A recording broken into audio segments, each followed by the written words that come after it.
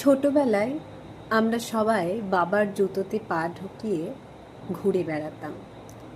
বড় জুতোর ভেতরে ছোট পা, তবুও কি অদ্ভুত গর্ব, যেন একদিন আমরাও ঠিক বাবার মতো হয়ে যাব। তখন বুঝিনি সেই জুতোর প্রতিটা ভাঁজে জমে আছে ক্লান্তি, দায়িত্ব আর নীরব ত্যাগের গল্প।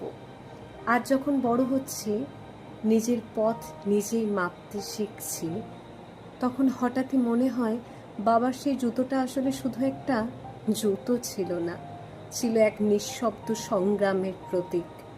এখনো মাঝে মাঝে মনে হয় সেই জুতোর ভেতর আজও পা ঢোকাতে পারি বটে, কিন্তু বাবার মতো শক্ত হয়ে হাঁটা, সেটা এখনো শেখা বাকি।